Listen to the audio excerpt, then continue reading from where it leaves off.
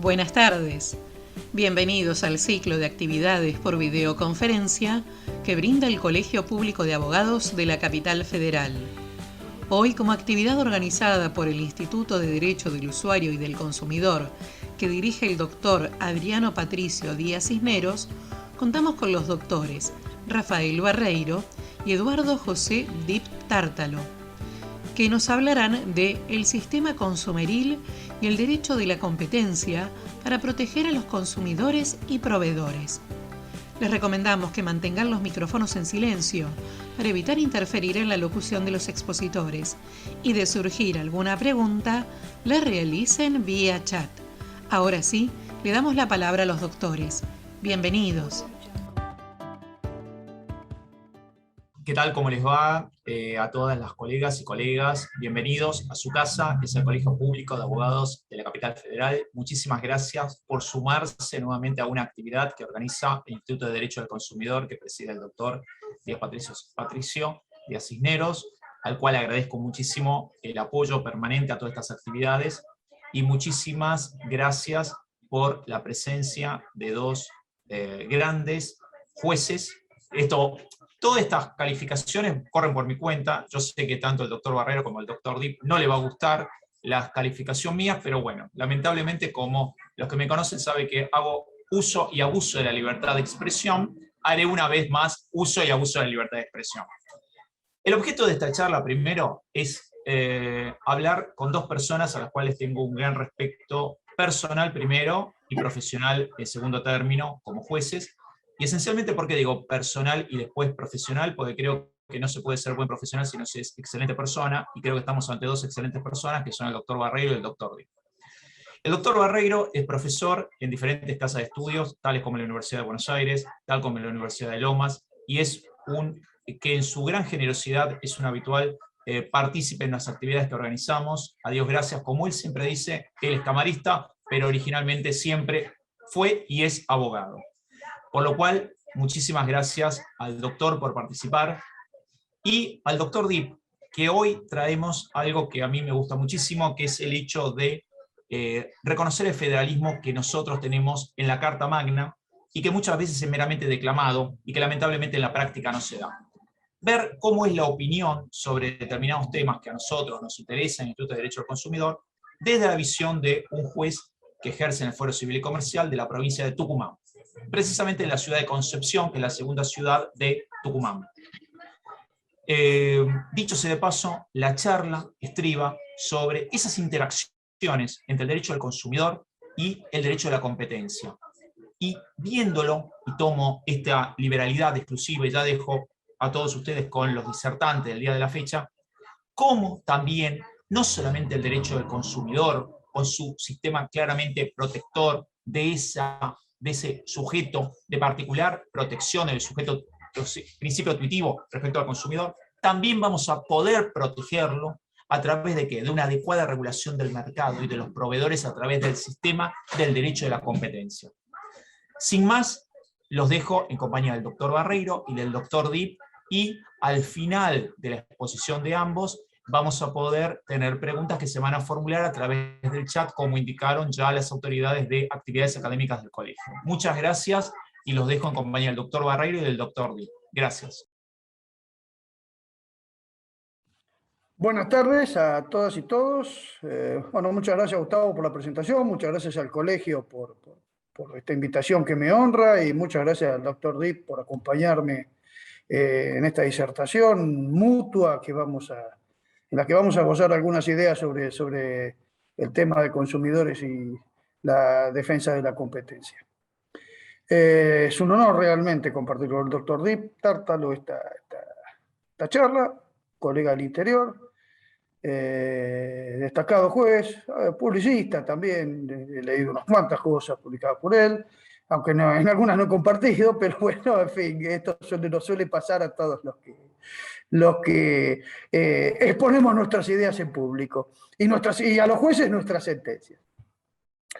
Generosamente el doctor me permitió hacer una pequeña introducción. Prometo que va a ser breve, no me voy a extender demasiado porque son nociones conocidas, pero quiero llegar a alguna conclusión provisoria provisoria en el sentido de que no vengo a dar cátedra de nada ni a plantear posiciones políticas, sino simplemente a tratar de desentrañar cuál es el ámbito real de aplicación o de vigencia del artículo 42 de la Constitución Nacional, que nos rige tanto la materia de consumeril como la materia de defensa de la competencia como la lealtad comercial.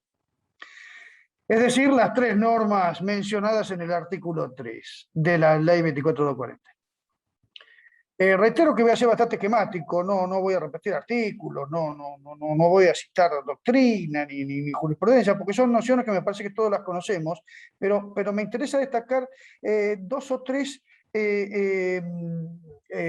virtudes del artículo 42. El artículo 42 lo podemos dividir en tres partes. Yo he podido percibir, ya hace bastante tiempo, desde la sanción de la Constitución, recuerden que este artículo integra los nuevos derechos y garantías, y tanto integra los nuevos derechos y garantías que lo que hace es precisamente estructurar una visión general de los derechos de los consumidores considerados individualmente y desde una faz, si lo podemos llamar así, de colectiva. Ahora lo voy a precisar un poquito. Y estas explicaciones que quiero hacer, estos pensamientos que quiero compartir, en realidad se refieren a esta intersección entre las situaciones individuales, las relaciones individuales y las relaciones generales. El artículo 42 viene precedido, como la mayoría de los artículos de la Constitución, por el preámbulo, perdón, como la mayoría de las disposiciones de la Constitución. Solo algunas en el preámbulo están antes de estas que les voy a mencionar ahora. Contribuir al bienestar general. Bueno, el artículo 42 contribuye al bienestar general. Los habitantes de la nación estamos protegidos por la Constitución porque las autoridades públicas deben contribuir al bienestar general. Noción que con estas palabras o con otras se traslucen no solo en el texto constitucional, sino en normas reglamentarias. Este artículo 42 tiene tres partes perfectamente diferenciadas y han sido, desde el año, le decía antes, 94, en algunos casos injustamente criticada la redacción o la forma que se le ha dado a este artículo 42. Pues se ha dicho que es presa de un cierto desorden, que no se precisa bien cuáles son los bienes jurídicos tutelados. Bueno, me parece que a lo largo del tiempo y del estudio de esta disposición constitucional hemos logrado algunos consensos, si no definitivos, por lo menos interpretativos, en el sentido de darle una interpretación fecunda al artículo 42. El artículo 42, en una primera parte, sí garantiza derechos individuales, los derechos de los consumidores en la relación de consumo. Pero a continuación, establece en consonancia con lo que dispone el artículo 75, inciso 23, medidas de acción positiva a las autoridades. Ahora vuelvo sobre esto. Las autoridades, que somos los integrantes de los tres poderes del Estado, todos debemos tender a proteger estos derechos. Y finalmente, en un párrafo final, los contenidos legales mínimos. Esto está dirigido más bien al legislador, pero la interpretación puede hacerse de esta manera. Les mencioné recién el artículo 75, inciso 23, que consagra algunas medidas de acción positiva, algunas de las materias referidas en los tratados o convenciones de derechos humanos del inciso 22, en una misma norma, y en general lo que hace es imponer al Congreso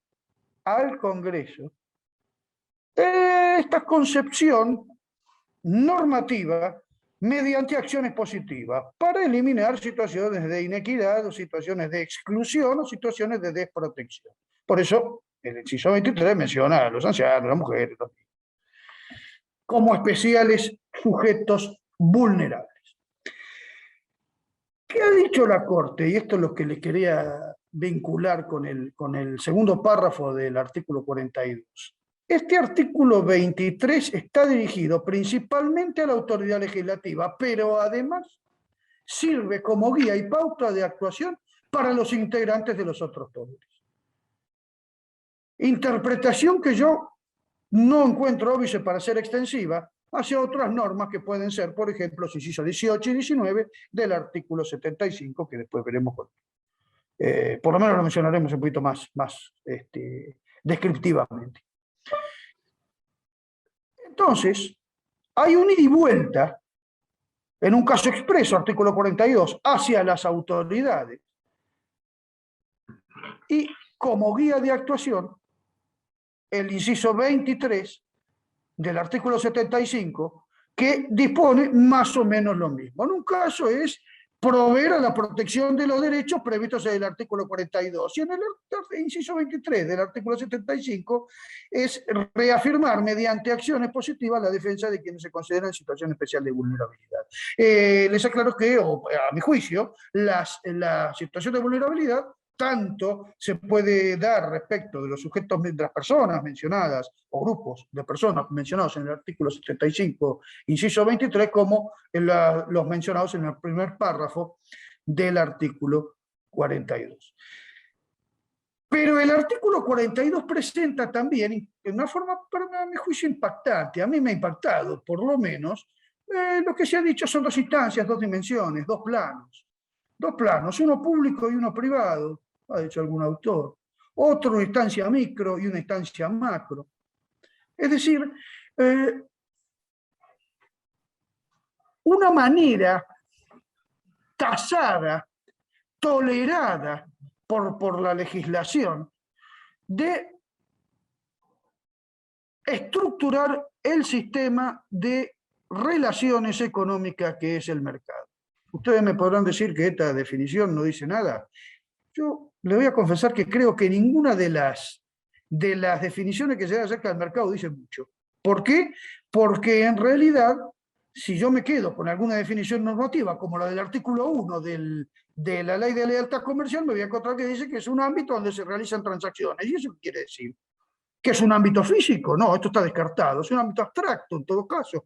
Puede ser, ¿es un ámbito relacional? Sí, pero ¿qué tipo de relaciones están incluidas entonces en el artículo 42? En el artículo 42 están incluidas, insisto, en estos dos, por virtud de esta diferenciación de dos planos, las relaciones individuales y las relaciones generales. Las relaciones que requieren de medidas positivas extremas y expresas, lo que se traduce en una suerte de intervencionismo tolerado por el Estado. Nuestro es un mercado intervenido, por lo menos de la perspectiva que lo vamos a ver, y esto no tiene nada de tremendo, sino que se interviene a través de los órganos estatales competentes, limitando el derecho de propiedad, un límite que por otra parte viene reconocido por el artículo 14, el 17, 32, etcétera, 28 de la Constitución Nacional. Por lo tanto, nada que nos llame la atención, simplemente sí hay que decir que el legislador ha optado por un modelo intervencionista cuando la Constitución histórica más bien tendía a regular, esto no es absoluto, por cierto, había excepciones claras, tendía a estructurar la Constitución histórica, le decía, las relaciones económicas en un ámbito de absoluta libertad. Es decir, un mercado con una intervención estatal mínima. Bueno, hoy no es así. Y creo que esto es lo que yo quería exponer como introducción a la materia. Después abundaré algo más sobre esto, pero simplemente exponerlo. Nosotros, frente a los modelos posibles de mercado, el libre mercado, como se lo llama, el mercado colectivista, tenemos legislado, por lo menos a algunos efectos, un modelo, un paradigma intervencionista del mercado. Intervencionista cuando la ley autoriza o impone esa intervención. ¿Para qué? Bueno, esto ya es un planteo bastante más profundo, pero podemos adelantar algo, y con esto termino, y le doy la palabra al doctor Dip, para restablecer situaciones desequilibradas. Y me quedo acá, luego esto lo podemos conversar un poquito más profundamente. Eduardo. Bien, doctor. Buenas tardes. Agradezco al doctor Somoza y al doctor Barreiro permitirme que pueda estar aquí con ustedes ahora. Lo que diga de ellos ya me parece que es superficial, porque considero que tengo con ellos una amistad, me la han demostrado. En una sola ocasión que nos vimos me brindaron su amistad, por lo tanto, lo que hable de ellos no vale porque entro en las generales de la ley. ¿Qué les puedo decir de esto? Me habló el doctor Somoza, me tocó este tema de defensa de la competencia. Cuando comencé a trabajar en el año 97, yo me recibí, tuve la suerte de, por una relación de mi padre, ubicarme en un estudio importante acá en Tucumán, y el trabajo con el cual me probó el titular en ese momento del estudio fue un tema de competencia con respecto a una unión transitoria de empresas que se había formado. Entonces me dijo: Eduardo, ya que vas a arrancar con nosotros, tenés más o menos un promedio aceptable en la universidad, ¿por qué no me resuelve este caso? Bueno, sepan ustedes que la forma en que lo resuelto, creo que nunca se animó a decirme cuál fue el resultado. Debe haber sido algún papelón, pero bueno, aquí estamos estudiando la ley de defensa de la competencia. En ese momento, cuando yo me recibí, estaba todavía vigente la ley 22.262, que era de agosto de 1980. ¿Ah? Los lineamientos de esta ley aún se mantienen, que estaba basada sobre 3 elementos de esta ley, que era la distorsión de la competencia, el abuso de una posición dominante y el perjuicio potencial para el interés económico. Este interés económico se maximiza en los mercados perfectamente competitivos y es afectado negativamente por el monopolio o por cualquier otra forma de ausencia de competencia. También mencionaba el abuso de la posición dominante. Este ejercicio de posición dominante, que hoy está precisamente consagrado en el artículo 11 del Código Unificado Civil y Comercial, hoy lo tenemos expresamente en ese artículo 11, que dice que lo dispuesto en los artículos 9 y 10, cuando trata del ejercicio abusivo y todos los derechos, se aplica cuando se abuse de una posición dominante en el mercado sin perjuicio de las disposiciones específicas contenidas en leyes especiales. Hace referencia, obviamente, a la ley de defensa de la competencia. Esta posición monopólica de un abuso de posición dominante se ve favorecida si este mercado está cerrado, o existen barreras a los nuevos competidores. Este mercado cerrado permite ese abuso de posición dominante. Ahora, antes de continuar, quiero que tenemos que tener en cuenta que la ley de defensa de la competencia no está pensada para solucionar distorsiones de funcionamiento de los mercados. Estos problemas son tratados alternativamente por una serie de otras disposiciones que incluyen normas regulatorias de impuestos, subsidios, normas de responsabilidad civil, normas de lealtad comercial y de defensa al consumidor. La política de defensa de la competencia es sin duda un instrumento válido, útil y necesario para incrementar la competitividad de los mercados de bienes y servicios, y a su vez para prevenir acciones que restrinjan la competencia en los mismos. Ahora, se debe ser consciente que este protagonismo del Estado no debe buscarse necesariamente a través de sanciones espectaculares a las empresas. Esta es una vía rápida de mostrar que la defensa de la competencia está protegida, pero tiene un riesgo. La empresaria puede interpretar que hay un avance oportunista del gobierno y eso va a repercutir necesariamente en el nivel de inversiones que puede haber. La efectividad de las medidas de competencia deben buscarse más bien en la construcción de una sólida reputación y autonomía de los organismos encargados de aplicar la ley, combinado con un sistema ágil y eficiente de administración judicial, sobre todo en las primeras instancias. A pesar de las diferentes leyes, hemos mencionado la primera, la 22.162, está la ley 25.156, lo que era la intermedia, y por último, la ley del 2018, que es la 27.442, nunca tuvo una concreta aplicación, digamos, una gran aplicación en nuestro país. Entre los motivos que nosotros vemos de esto, y volvemos a caer en esto, que no se haya aplicado esa ley totalmente, es una concepción del rol preeminente del Estado en una política profundamente dirigida. Los empresarios en general han rehuido a la competencia y por el contrario han procurado que sea el Estado el que establezca un marco proteccionista que impida la competencia en beneficio de los sectores protegidos. Tampoco los consumidores tienen una adecuada conciencia del valor que pueden tener para ellos un régimen de libre mercado competitivo en la defensa de sus intereses. La ley de defensa de la competencia va junto con la ley de consumidor. Iría también junto con una ley de lealtad comercial. Todo eso va a beneficiarlo al consumidor. Las leyes existían, pero las autoridades no han hecho una aplicación efectiva de la misma. Entiendo, es mi punto de vista, ¿no? Las conductas anticompetitivas investigadas han sido escasas, y las sanciones casi inexistentes. En este panorama no se han ofrecido incentivos para que el mundo empresarial tomara en cuenta o respetase las exigencias de una legislación de defensa de la competencia. No existe ni el control ni la sanción por aumento de precio, a pesar de lo que estamos viendo que está pasando estos días.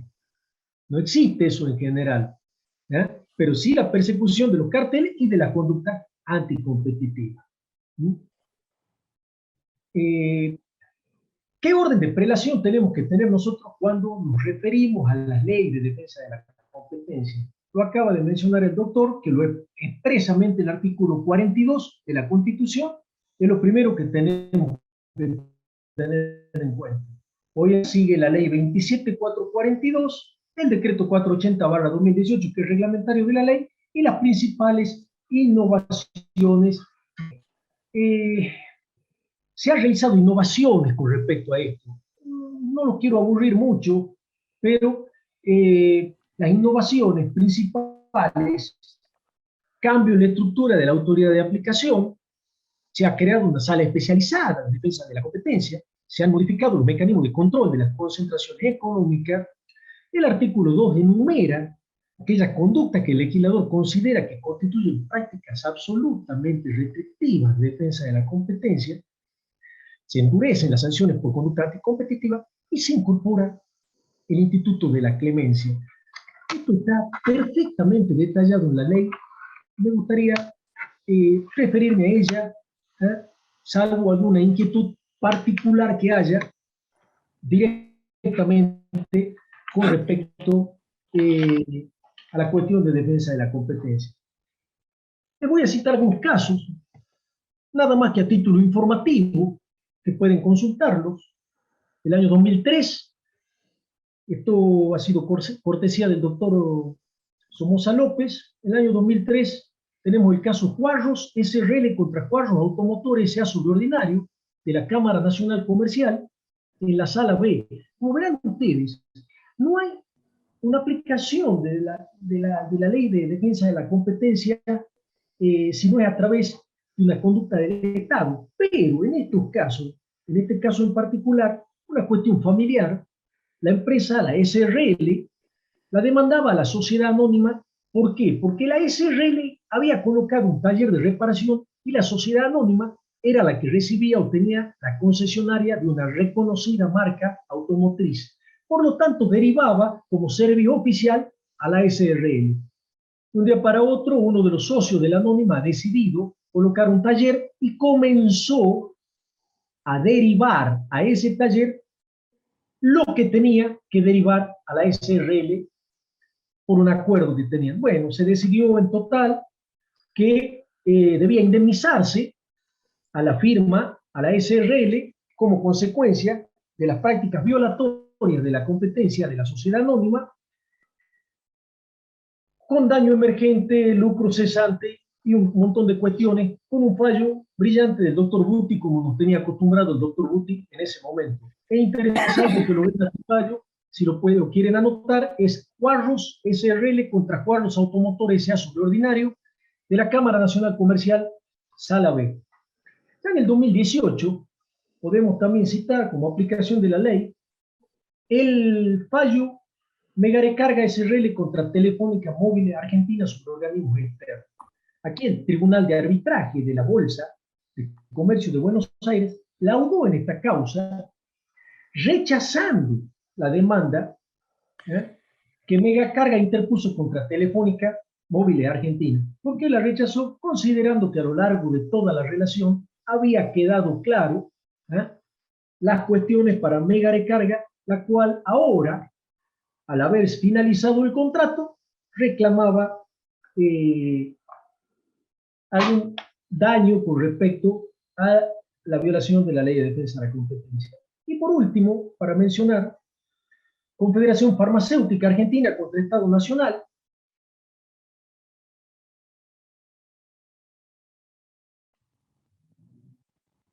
un recurso de queja de la Cámara sí ha determinado claramente que una ley especial, como es la Ley de Defensa de la Competencia, tiene preeminencia sobre la aplicación supletoria del Código Penal siempre y cuando esté regulado dentro de la ley. En el año 2018 se decidió hacer cambios a esta nueva ley. Estos cambios fueron favorables, fueron vistos con buenos ojos. Se decidía una nueva autoridad de aplicación y se trataba de mejorarla en general a la ley que se venía aplicando. Yo no quiero aburrirlos más con esto. Sencillamente quiero llegar a lo que me trajo y a la duda que tuve al introducirme en este tema. Todos más o menos tenemos idea y la ley creo que es suficientemente clara como para que entre colegas o por título de abogado nosotros podamos interpretarla. Lo que nos preocupa en el día de la fecha, día de la fecha, me refiero a la actualidad, con respecto a la aplicación de esta ley, es el derecho a la competencia con respecto a las nuevas tecnologías. ¿Tienen ustedes alguna idea de qué se trata con respecto a estas Big Tech, a estas blockchain, a todo lo que es Bitcoin, todo esto nuevo? Entiende, el mercado ha quedado choqueado por esta cuestión. Si bien venimos hace rato, esta plataforma mercado digital ha sido de golpe. Esto trae un montón de consecuencias. ¿Y qué es lo más grave de todo esto? ¿Cómo le aplicamos la ley nuestra a algo que excede geográficamente el lugar de aplicación de esta ley? Esta súbita micro revolución, esta revolución sociocultural, a decir de algunos autores, un tsunami que impacta el mercado poco eficiente, o poco competitivo, o poco innovador.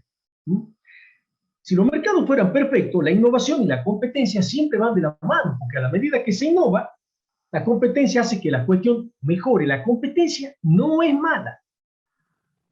No es mala. Porque ese es el modo en que la eficiencia lo indica. En la medida en que haya competencia, uno tiene que transformarse en cuestiones más eficientes. Por el contrario, en los mercados imperfectos, la competencia y la innovación van enfrentadas. Y pocas veces se ven coordinadas. Nosotros podemos afirmar que sin competencia no hay necesidad de innovar. La ineficiencia se resiste a innovar. Eso quiero que quede claro. Si nosotros no innovamos, no tenemos esto. El problema es que en los mercados imperfectos como el nuestro, esa competencia e innovación, repito, van enfrentadas. Existen algunos puntos de fricción, entre esta cadena de bloques que hay, esta blockchain o los contratos inteligentes, los smart contracts y la defensa de la competencia. Estos van a ser los terremotos que van a seguir a esta gran innovación. ¿Por qué? Porque ¿cómo regulamos eso?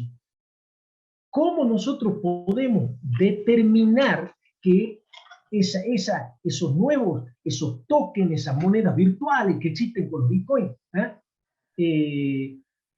van a ser regulados por esto? ¿Cómo podemos evitar que una empresa monopolice el mercado? Sin que esto signifique llegar a una legislación que nos impida la innovación, que nos impida el avance tecnológico.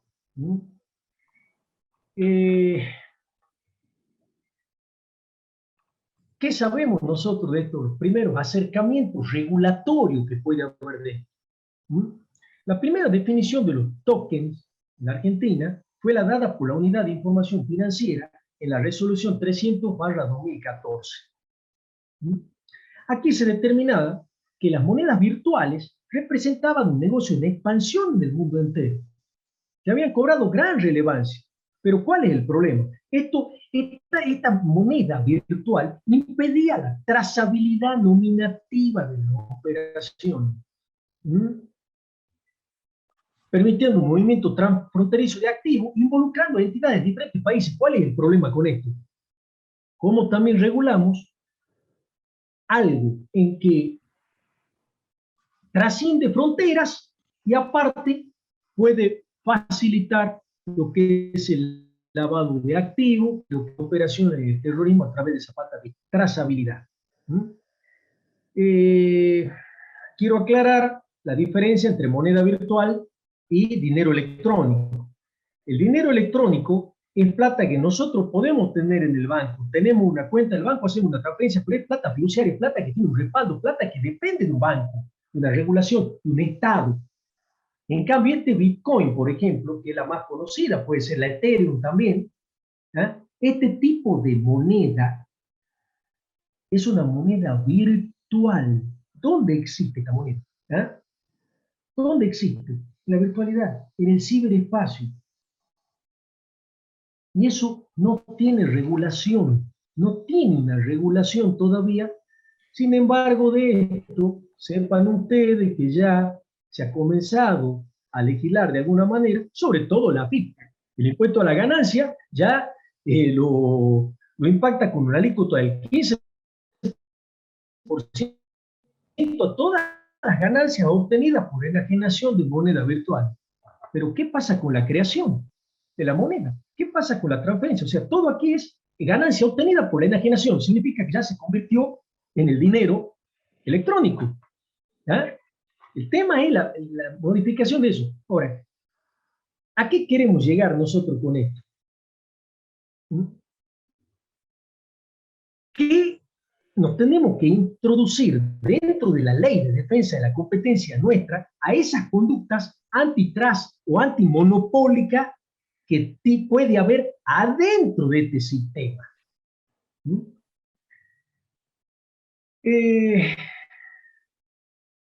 ¿Cómo lo definimos un mercado relevante en un entorno de blockchain? ¿Cuáles son los productos o servicios sustitutos? ¿Hay un mercado geográfico? Todavía nosotros no podemos determinar esto. No podemos determinar. Sí, podemos ver algunos artículos que se han citado, porque prácticamente en los últimos años las empresas llamadas Big Tech, que son las grandes empresas que controlan todo esto, han sido objeto de escrutinio de los legisladores y las autoridades en varios países. ¿Por qué? Quiero que les quede claro que estas empresas son las que controlan ese tipo de mercado. No es el mercado común que nosotros vemos, que está legislado, nuestra ley no es mala, está mejorada la ley, ¿sí? Se la puede aplicar. Ahora, dentro de estos mercados, ¿cómo evitamos nosotros que la posición dominante de una de estas empresas de gran tecnología no nos lleven a contrato por adhesión, a querer hacer un clic y estar adherido a algo directamente, o sea, proteger esa competencia que también, ya hemos dicho, tiene que proteger al consumidor. América Latina no es la excepción a esta tendencia. Tengan en cuenta ustedes que en Estados Unidos ya se ha designado a la señora Lina Khan, que es una abogada, en la Comisión Federal de Comercio. Y esto ha sido una muy mala noticia para estas empresas de Big Tech. ¿Por qué? Porque esta abogada realmente lo entiende al sistema y se está dando cuenta, sobre todo ella fue por Amazon. Ella estuvo en esa, peleando contra el monopolio que lleva esto. ¿Por qué? Porque incluso en este mercado muchas veces nosotros sabemos que toda empresa que da un producto gratis va a pérdida, pero en el caso virtual, estas empresas en particular, hay productos gratis como unos buscadores y todo, no puede. Ahora, en estos mercados, el que tiene el producto gratis se queda con todo. Entonces, el que se queda con todo, después tiene publicidad y todo por esos productos gratis. Entonces lo está acaparando al mercado, ¿no? Llevando a conductas abusivas. Los aspectos tradicionales de este análisis antimonopolio no se aplican claramente a los mercados basados en datos. México, por ejemplo, abrió una investigación sobre prácticas monopolísticas de los mercados como motores de búsqueda en línea, servicios de computación en la nube, redes sociales, sistema operativo y sistemas relacionados. Y esto ha terminado, ¿ya? Por una cuestión de competencia, ha terminado en el fin de la investigación y no se ha llegado a nada en México con esta cuestión. En Colombia, esa Secretaría de Industria y Comercio abrió investigación en plataformas de comercio electrónico, ¿sí?, por posible violación a los derechos de los consumidores a través de plataformas como TikTok que cumplan con los estándares de protección de datos. Han emitido una orden obligatoria para que WhatsApp implemente nuevos términos del servicio de acuerdo con la Ley Nacional de Tratamiento de Datos de Colombia. Ahora, esta Secretaría de Colombia es una de las pocas agencias de todo el mundo con jurisdicción sobre la defensa de la competencia, protección del consumidor y privacidad de datos. Tiene todo esta agencia. Entonces ha podido, por lo menos, ordenar a esas plataformas en la protección de los datos. Argentina y Chile están en una mayor atención de las autoridades de defensa de la competencia hacia las plataformas digitales. En su momento, nuestra Comisión de Defensa de la Competencia, hoy la Autoridad Nacional de Competencia, de acuerdo a la reforma de la ley, colocó en el marco del debate sobre la competencia, argumentando que Facebook usa los datos de los ciudadanos para aumentar su dominio del mercado, que a la vez genera un impacto negativo en la competencia. Si bien esta fue la primera vez que la Autoridad de Competencia de la Argentina se ha involucrado en el tema, es evidente que no puede ser la última. El presidente del Tribunal de Defensa de la Libre Competencia en Chile, en su momento declaró que la regulación antimonopolio de las plataformas digitales es una prioridad para la autoridad. Entonces, a pesar de que los distintos países están en diferentes etapas y avanzan a diferentes ritmos, los recientes desarrollos en Latinoamérica demuestran que el interés en aplicar la ley y la política de defensa de la competencia a las plataformas digitales está aumentando en la región. Una inminente ola regulatoria motivada por la creencia de que nuestras antiguas regulaciones antimonopolio ya no abordan correctamente los problemas actuales de competencia está indudablemente inspirada por la discusión liderada por la Unión Europea, que dio lugar a la Ley de Mercados Digitales Europeos y más recientemente a la nominación de Lina Khan, considerada una de las amenazas más graves para las grandes empresas. Ya la designó el Senado en Estados Unidos. Esta confirmación de esta persona, profesora de la Universidad de Columbia, es una dura crítica a las empresas de gran tecnología y será la nueva responsable de la lucha antimonopólica en la que está embargada el Congreso de Estados Unidos. En esto van más adelante que nosotros y nosotros debemos prestarle atención a esta cuestión respecto a la defensa de la competencia. Existen distintos libros ya presentados por esta persona.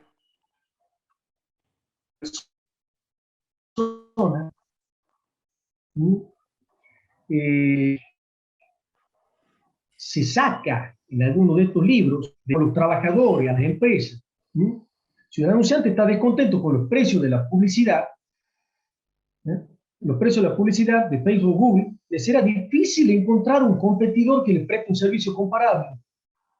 La doctrina actual subestima el riesgo de los precios predatorios que suelen practicar los gigantes de Internet. En estas condiciones, las políticas de precios predatorios se vuelven altamente racionales. Las plataformas de Internet sirven como intermediario crítico que controlan la infraestructura de la que dependen sus rivales. Les permite a las plataformas explotar información recogidas sobre otras empresas y utilizar sus servicios para socavar a competidores. La solución para esta estructura de mercados tan poco competitivas puede tomar dos formas, a decir, le repito, de esta autora que es profesora en Columbia, en Estados Unidos. Una consiste en restaurar los principios originarios de la legislación antimonopólica y prohibir la integración vertical y los precios predatorios. Y la otra en aceptar que las plataformas online dominantes constituyen monopolios o oligopolios naturales. Por lo tanto, someterlos a un régimen de servicio público, lo que permite mantener los beneficios a escala del tiempo que limita la capacidad de las plataformas de abusar el poder. A ver, la idea que tenemos con esto es ver de qué manera nosotros podemos aplicar nuestra ley de defensa de la competencia a estos gigantes tecnológicos que nos están invadiendo y de los cuales hoy en día la vida es impensable que funcione sin ellos.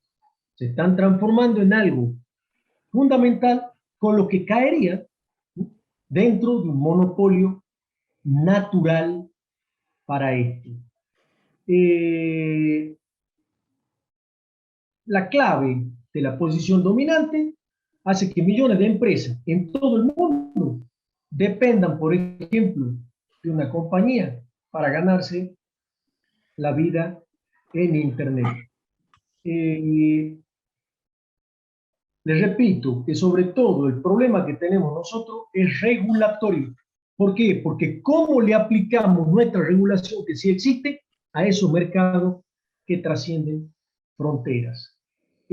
Doctor, no sé si quiere continuar con algo más, alguna pregunta.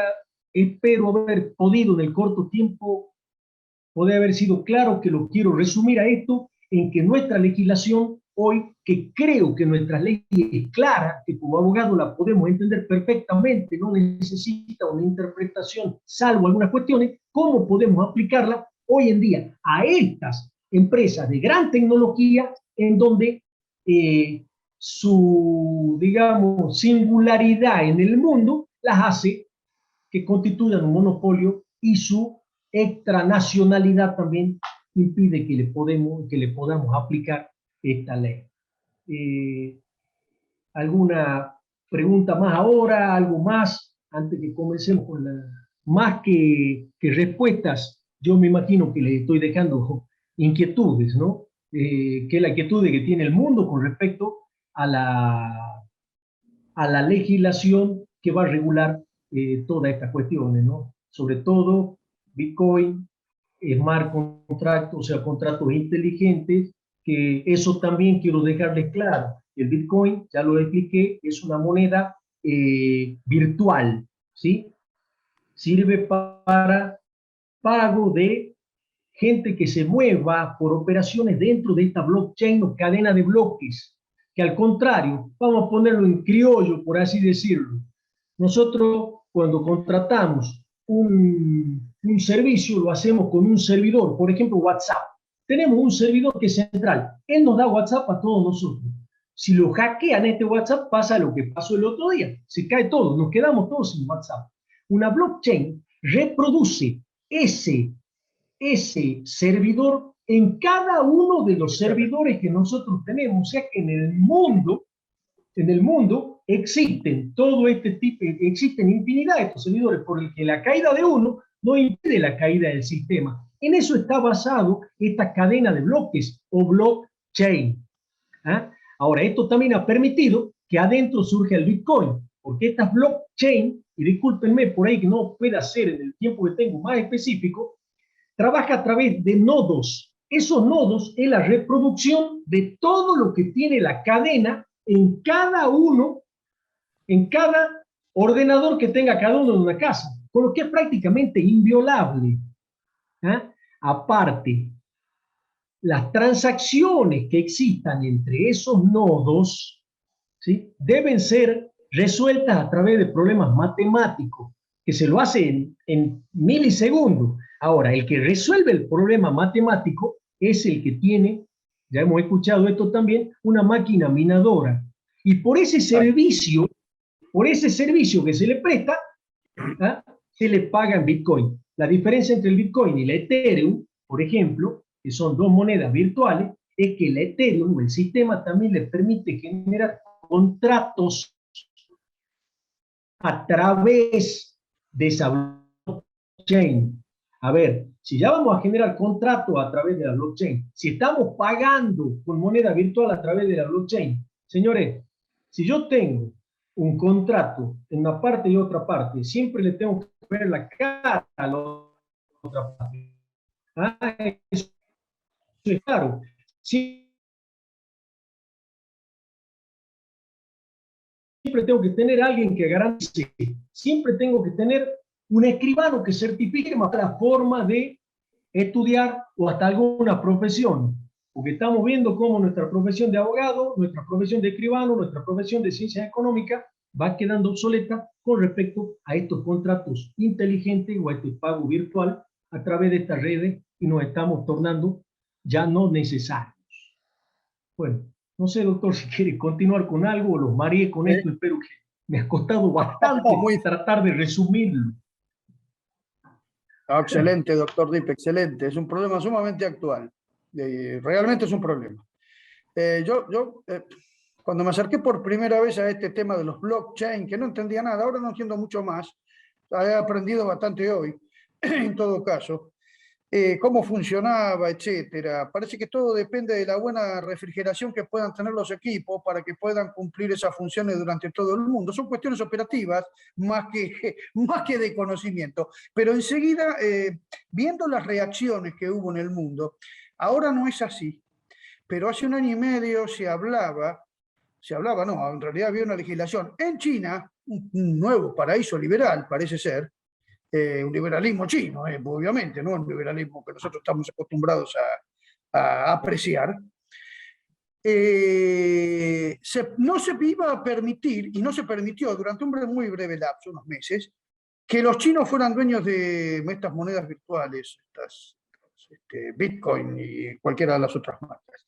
Pero sí podían funcionar en China para venderle a extranjeros, lo que me indujo a pensar que había gato encerrado.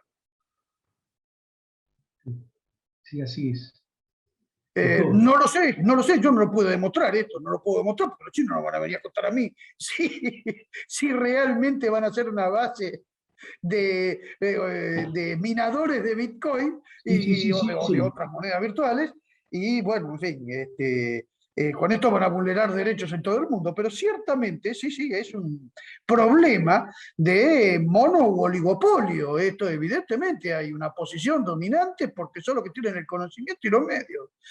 No son medios tecnológicos al alcance de cualquiera, pero no por el conocimiento tecnológico. Los medios materiales no alcanzan, no están al alcance de cualquiera. Fíjense quiénes se dedican a esto. Los que tuvieron la idea, ese Yoshimoto no sé cuánto, el japonés, que no se sabe si existe, o es un invento, y resulta que el tipo se llama John James, qué sé yo, no sé, o José García, que es argentino, no lo podemos saber.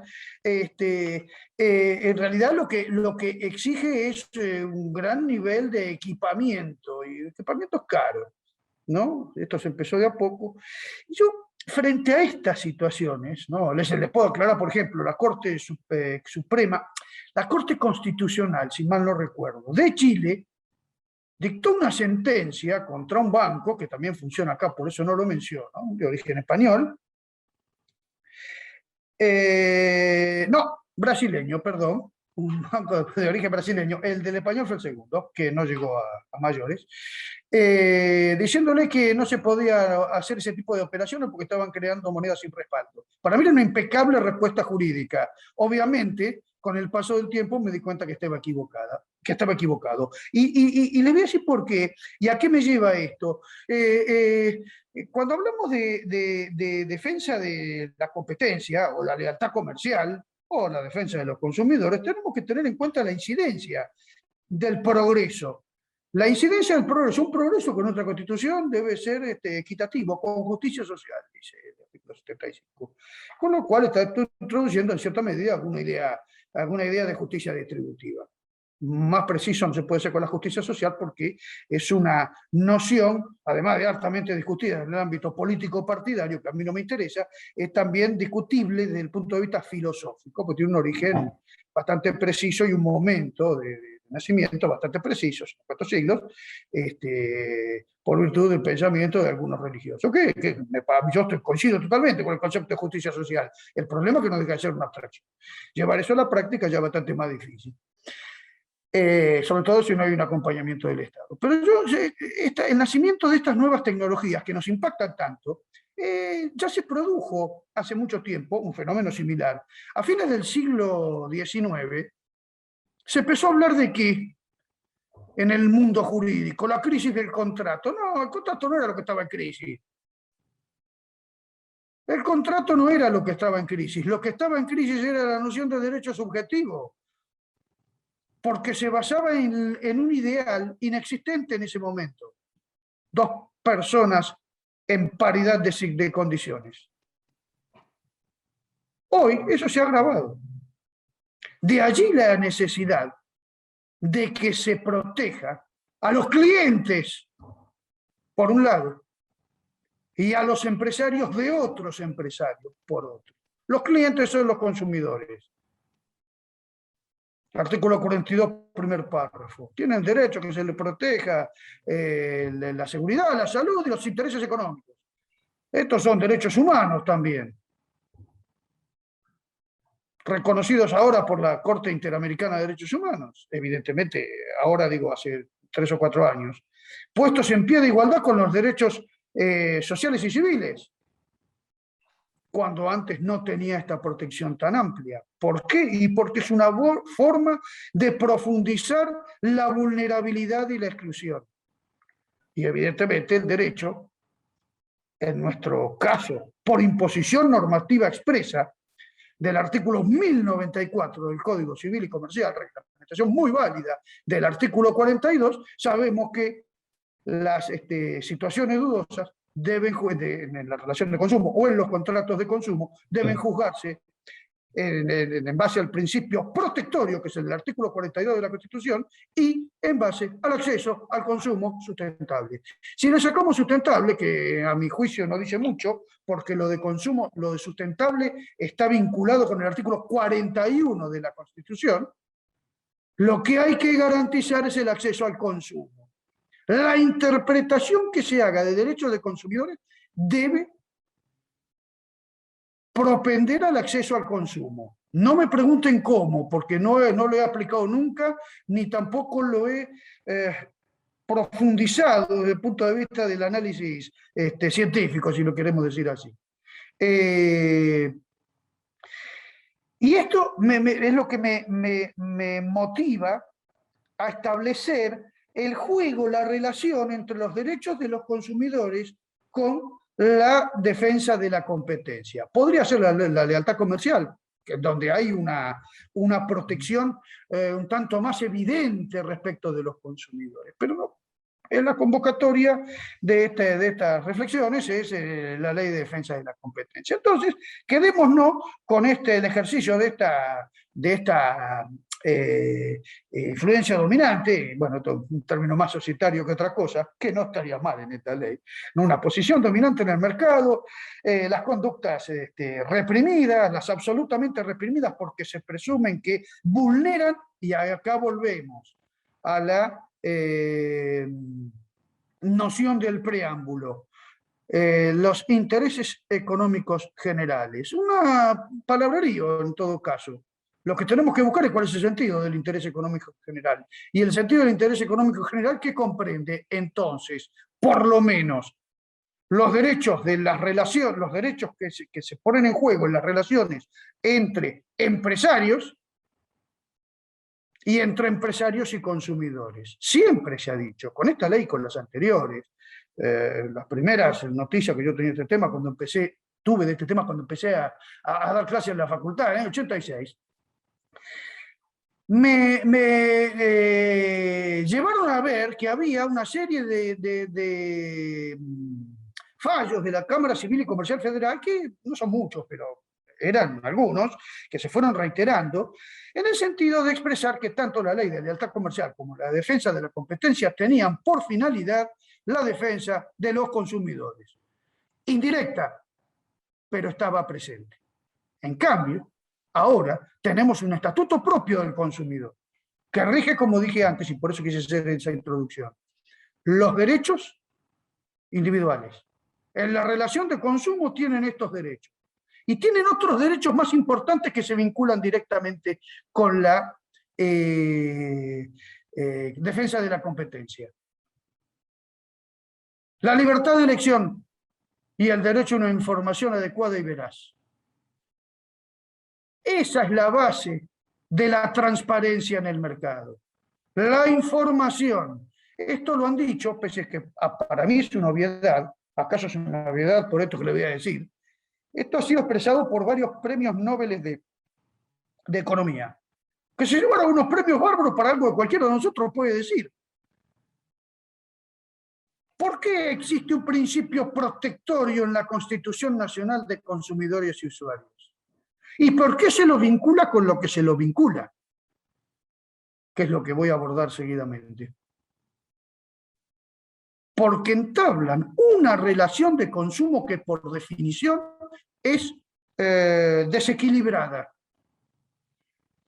Hay un aprovechamiento real o presunto, o lo presume la ley, de una situación de debilidad, a mí no me gusta, vulnerabilidad por falta de información, en el mejor de los casos. Puede ser también por cuestiones económicas u otras, ¿no?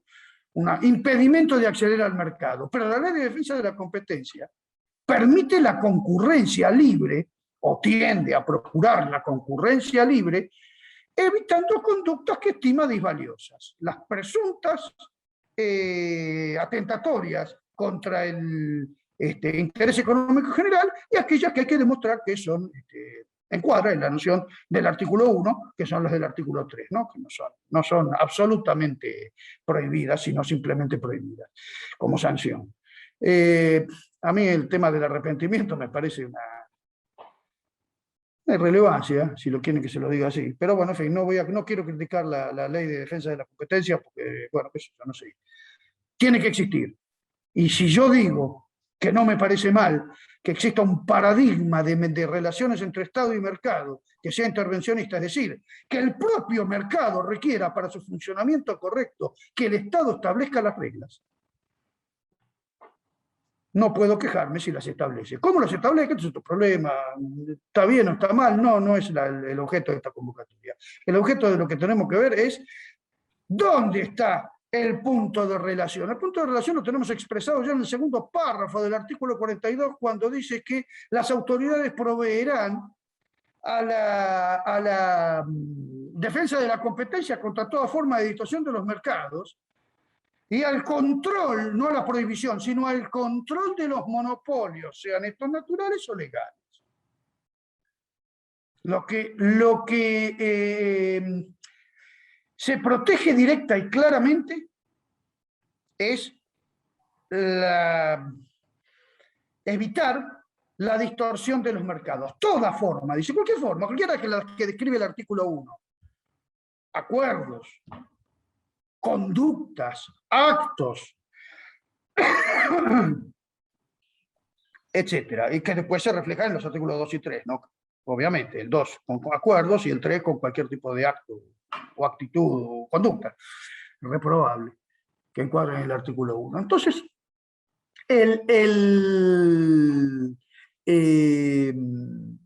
Este artículo 42 nos da la pauta porque después tiene una concreción normativa expresa y es algo que parecería que estamos en círculo, es un pensamiento circular, en este caso acertado, no es un pensamiento bizantino, sino acertado, que volvemos al inicio. ¿Por qué? El artículo 3 de la ley 24.240 establece qué leyes rigen la relación de consumo. Volvimos al principio. En la relación de consumo, es el artículo 42, los proveedores, los consumidores tienen estos derechos. Pero hace algo más el artículo 3, y esto nos va a generar algún problema de interpretación.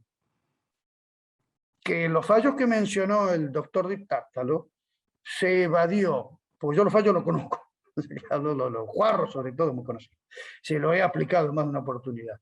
Esto se trata de contratos de concesión, contratos, como cualquiera fuera la expresión fáctica, digo, del contrato, en realidad lo que hay es una relación de dominación. Y en las relaciones de dominación no solo se aplica la ley de lealtad comercial, sino también la ley de defensa de la competencia. Ahora, pongámonos en este escenario. ¿Para qué se defiende al consumidor de la ley de defensa de la competencia? ¿O por qué indirectamente queda tutelado el consumidor o usuario de bienes o servicios? Eso no hay que olvidarse. Me dirá usted, es una obviedad, sí, pero el artículo 1 de la Ley de Defensa de la Competencia, la 27.442, lo establece expresamente. Por eso hay que tener mucho cuidado cuando hablamos de regulación anticompetitiva.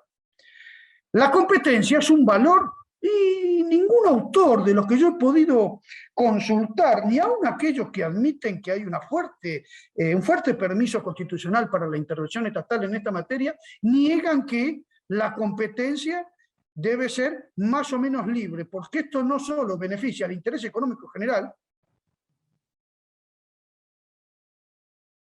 contribuye al bienestar común, sino que además protege a los consumidores o beneficia a los consumidores.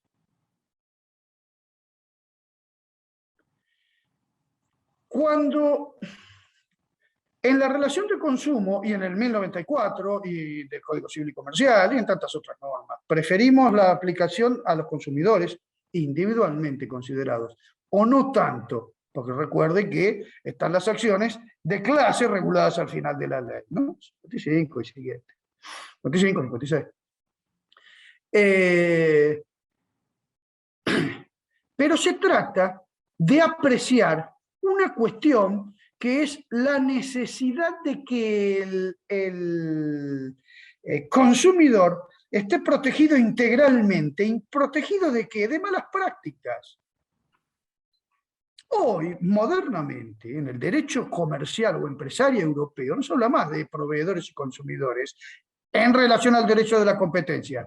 Se habla de operadores jurídicos, agentes del mercado, que generalmente son personas jurídicas y que pueden entablar relaciones en las que una predomina sobre otra, ¿no? Esto en parte está regulado por la ley de lealtad comercial y en otra parte muy específica y muy trascendente por la ley de defensa de la competencia. La negativa de venta, por ejemplo, la fijación de precios predatorios, como dijo el doctor Di. Todo esto se orienta a relaciones horizontales o verticales, que es peor todavía, pero aquí ya ingresa el derecho societario y ya a mi juicio muy poco importante, lo que yo puedo pensar, es una desafortunada reglamentación de la legislación del control que contiene la ley de sociedades. No es más que eso, mírenlo bien y se van a dar cuenta. Habla de vinculaciones y cosas raras, no habla de control, claro, porque no es su objeto. Alguna vez tendremos en la legislación societaria una regulación completa de los grupos, y el control, grupos, control, y las consecuencias del control. Estas son unas. Y se puede llegar al controlante último para responsabilizarlo por los daños o para aplicar las sanciones que correspondan. Como dato de color le digo que además esta ley, en el artículo, si mal no recuerdo, 62, establece la la posibilidad de que las autoridades públicas de control le apliquen daño punitivo. Multa civil, dice, no daño punitivo.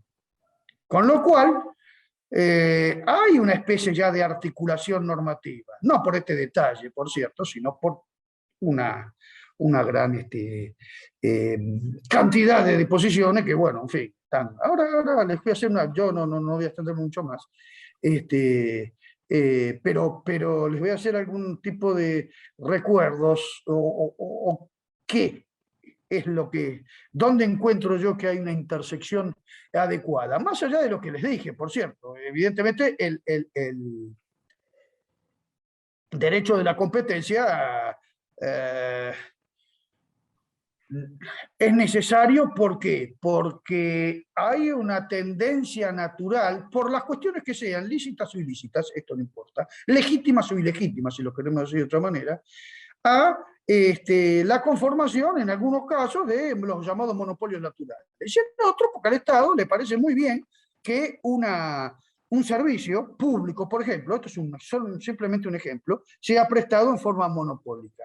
La Constitución no habla del monopsonio, que es lo mismo que un monopolio, pero en vez de oferta, de demanda. Sin embargo, yo no tengo ninguna duda que ingresa entre las conductas prohibidas, aunque no esté expresamente dicho. ¿Por qué? Hice lo mismo.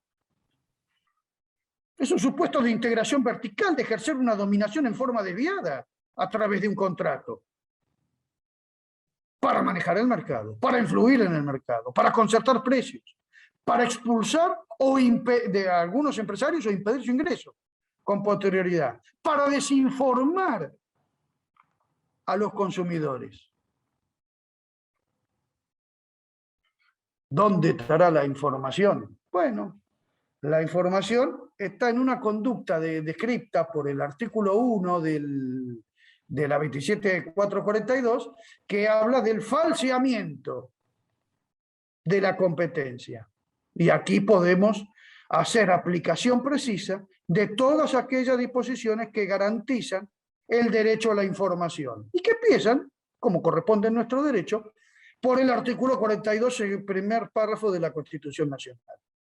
Y finalmente, el ámbito en el que es evidente cuál fue la intención del reformador constituyente del 94, que no fue permitir una intervención indiscriminada del Estado, sino a determinados fines, proveer a la defensa de esos derechos y el control de los monopolios. ¿Por qué?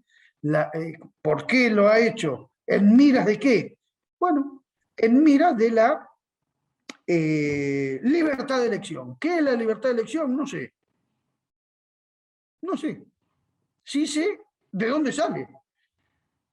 Para poder elegir libremente, tiene que haber una oferta variada. De otra manera, estamos en situaciones de money u oligopolio.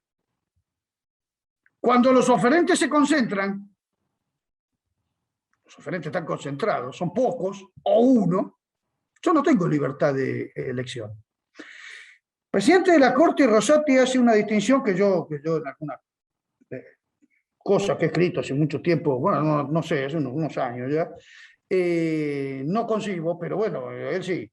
Dice, una cosa es la libertad de elección y otra cosa es la posibilidad de optar. La libertad de elección es amplia, entre muchos oferentes. El derecho a optar se ejerce entre ofertas poco diversificadas. Bueno, evidentemente, si yo conjugo el derecho a la información que tiene dos variantes en esta materia. Uno, el de los consumidores, se rige por la Ley de Defensa del Consumidor, y en los contratos de consumo, el Código Civil y Comercial de la Nación. Y por otro lado, la información que debe prestarse, por eso el derecho de excusar su responsabilidad que contempla la ley al final, la dispensa, ¿no? El pedido de clemencia, cuando se da entre empresarios, generalmente uno más grande que otro, y acá se aplica el dicho, el pez grande se come al chico, este es el criterio de la ley, hay que ver, ¿no? En el monopsonio puede no serlo, o al revés, habría que ver. Hay supuestos, se han dado y se han juzgado, no interesa, son muy viejos, y son casos de escuela, en realidad. Pero lo que sucede es que estas relaciones también deben basarse en la existencia de información suficiente para el Estado y para todos los agentes económicos, operadores económicos que participan en el mercado. Yo quisiera darles un ejemplo de cómo pueden jugar acá la defensa de los consumidores y su aplicación. Sabemos que nos regimos por el diálogo normativo, nosotros por el diálogo de fuentes, eso es lo que establece el artículo 3º, que organiza el diálogo entre estas 3 leyes, o las que en el futuro las reemplacen, cada cual en su ámbito de aplicación, o no, habría que ver, porque la Ley de Defensa del Consumidor tiene una propensión expansiva hacia otros terrenos jurídicos. Pero nos encontramos con un supuesto en que es una práctica, digámoslo así, prohibida. Es prohibida, en principio solo prohibida, práctica porque es práctica, no es un acuerdo, una práctica de un empresario que consiste en vender a bajo precio para perjudicar a un competidor. Es una conducta reprobable según la ley 27.442. Según la ley 24.240, no. No. Y según el sistema de integración normativo que tiene el artículo 3 y el artículo 1094 del Código Civil y Comercial, y el principio protectorio del artículo 42, el proveedor puede prevalerse de una operación que es prohibida o absolutamente prohibida según el caso, ¿no? Así que fíjense ustedes que hay diálogo de fuentes, pero el diálogo de fuentes se vincula de una u otra manera con los aspectos relativos a los sujetos involucrados en estas relaciones económicas organizadas que se supone es el mercado. Finalizo, termino ahora, les prometo. Déjenme, yo esto creo que algunos lo habrán escuchado de mi boca, pero me encanta cómo está escrito y me encanta el concepto de un señor que es un liberal a ultranza, para que no piensen otra cosa. Es una simpleza presentar el mercado como fruto espontáneo de fuerzas económicas autosuficientes. Y todavía más grave suponer que la actuación de los poderes públicos ha de limitarse a corregir los llamados fallos del mercado, o, como mucho, a prevenir el denominado riesgo sistémico. Situaciones de colapso en las que el mercado ya no existe, degradado a una masa de vendedores atemorizados que no encuentran contrapartida y que acaban generando el consiguiente estrangulamiento del crédito, para terminar comprometiendo la propia solvencia del sistema general de pago, la crisis y sus efectos expansivos, ¿no? Obviamente. No hay que esperar al fallo ocasional para intervenir, inspeccionando y sancionando cuando procedan normas incumplidas, porque para entonces mucha gente ya habrá perdido su dinero. Cuando el propio sector no produce reglas prudenciales y de conducta, cuando las olvida o trata de atrincherarse en un falso laissez-faire, la acción pública y la función irrenunciable del derecho en defensa del interés general exigen articular o recomponer el marco de juego dentro del cual es posible la actuación igualitaria y libre de los particulares. Desconocer verdades tan elementales, por mucho que se adorne de especiosos argumentos presuntamente científicos, es clara ignorancia o pura fantasía. Aníbal Sánchez, Derecho y Mercado, en la acción de derecho mercantil de Aurelio Menéndez, hijo. Esta expresión de este profesor español, liberal, insisto, liberal, que no excluye el control, que no excluye la respuesta rápida del derecho, ni de los jueces, ni del Estado. Me parece que es un modelo que nosotros podemos tener en cuenta. Simplemente esto no digo lo debemos adoptar, porque a mí me gusta que las leyes tengan tinte local. Bueno, perdón por la extensión, y muchísimas gracias a todos, y especialmente al doctor Dip por la excelente posición que nos ha brindado. No, doctor, por favor, muchas gracias. Gracias. Doctor, ¿me escucha ahí? Sí, yo sí. ¿Escucha? Perfectamente. A título informativo, mencionó la multa civil consagrada en el artículo 64 de la Ley de Defensa de la Competencia. Ese 64, sí. La característica que tiene la multa esta es que no tiene techo. No tiene el techo, el tope que tiene la del consumidor. ¿Ah? Es bastante lógico. Especialmente es bastante lógico, me parece. Sí, también incluso sabemos que el tope de los 5 millones de pesos del consumidor ya se están largando algunos jueces con inconstitucionalidades, ¿no? Con respecto Coincido, quedó desactualizado totalmente, es decir, no cumple función punitiva. Sí, eso ya lo estuvimos viendo, no cumple la función que tiene. Bueno, doctor, le agradezco enormemente, ¿no? Y a todos los presentes también. Bueno. Somoza en particular, que lo veo ahí ahora. Sí, ahí apareció. Sí. Les comento, en cuanto al tema de los 5 millones, ha habido incluso un proyecto que impulsó también el colegio para poder hacer actualizaciones periódicas, porque obviamente esos 5 millones ya se tornan a veces en algunas situaciones totalmente mínimos, y más teniendo en cuenta contextos inflacionarios como el habitual de Argentina, lamentablemente. Entonces yo creo que es un tema que también habría que ver cómo ayornarla. Yo digo siempre, y hago un agregado, modificar la ley o mejorar la ley de defensa del consumidor, pero no ir a un intento como el del 2019, esto corre por mi cuenta, no hago partícipe a los expositores, como la ley del 2019 que decía es una reforma de la ley del consumidor cuando era en realidad abrogar derecho del consumidor, ¿no? Es decir, yo creo que el derecho del consumidor no se puede abrogar en modo alguno, sino que incluso se tiene que, yo incluso en este momento, en estos días estamos también participando en un congreso de insolvencia, el Iberoamericano de Insolvencia, y está surgiendo una idea muy importante que es no incluir el régimen de concursos de los consumidores dentro de la 24.522, sino hacer una ley específica. ¿Por qué? Porque en definitiva el consumidor tiene como centralidad a la persona humana y el proyecto de vida inherente a la persona humana, que no podemos darle el mismo tratamiento de una ley concursal para una unidad productiva como puede ser una pyme o una mediana o una gran empresa. Claramente, pero nada más como reflexión. Bueno, visto y considerando que van a ser las 7 de la tarde, les agradecemos muchísimo a los dos expositores, tanto el doctor Barreiro cuanto el doctor Dip.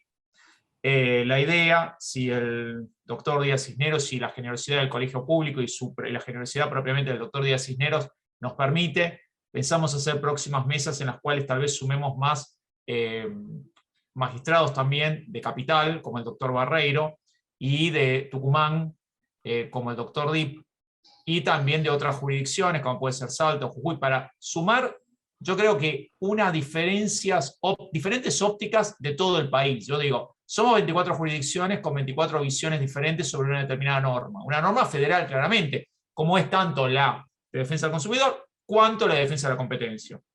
Y en sí, cómo esas dos normas son palancas lógicas y necesarias para proteger el desarrollo y las relaciones consumidores-proveedores. Si no protegemos al consumidor, lamentablemente se nos cae el mercado. Si no protegemos al buen proveedor también. Entonces yo creo que tenemos que ir a ese equilibrio. Esas leyes que necesariamente favorecen a ambos. Bueno, muchas gracias. A ver si quedó alguna pregunta sin responder. Creo que no.